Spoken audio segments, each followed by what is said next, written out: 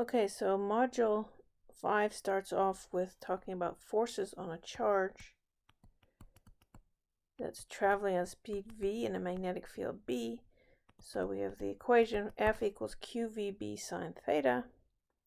And we're asked here, what's the acceleration of a proton moving with a speed of 9.5 meters per second at right angles to a magnetic field of 1.2 Tesla?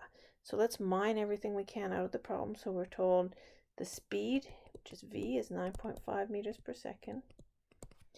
It's at right angles, so that means theta is 90 degrees for a right angle.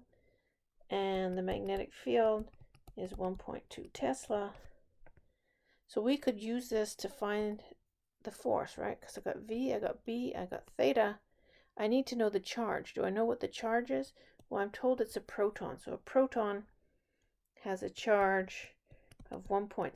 It's plus E, 1.6 times 10 to the minus 19 coulombs.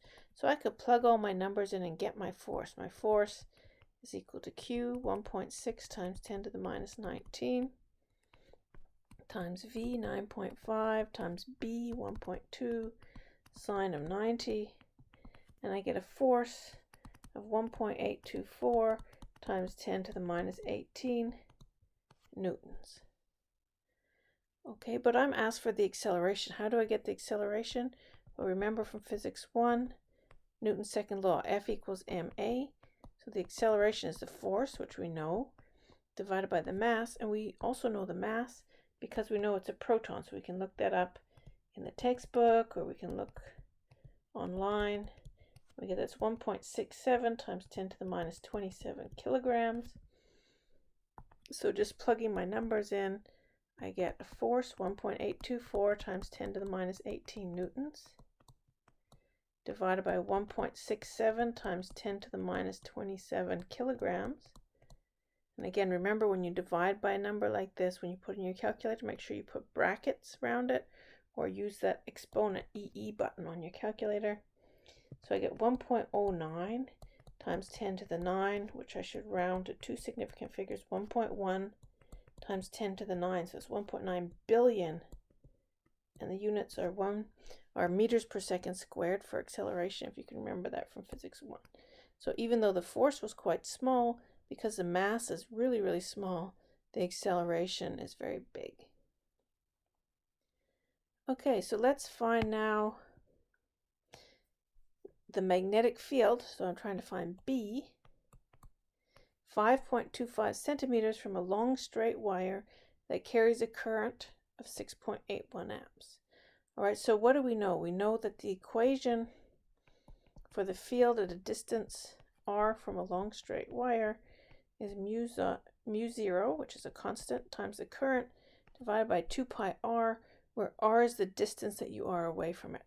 So mu 0, remember, is just a constant equal to 4 pi times 10 to the minus 7. And we're told the current is 6.81 amps. The distance is 5.25 centimeters. Remember, we need to put that into SI units. So 5.25 times 10 to the minus 2 meters. Okay, and one mistake students sometimes make is they divide that distance by 2 because they think radius is the distance over 2, but it's not. In this case, r is just the total distance that you are away from the wire. Okay, so this is just plug and chug. We just got to put all the numbers in. 4 pi times 10 to the minus 7 for mu 0, current 6.81 over 2 pi times r, which is 5.25 times 10 to the minus 2 meters. And when I do these calculations, I like to immediately not even do that calculation. I can cancel out the pi straight away.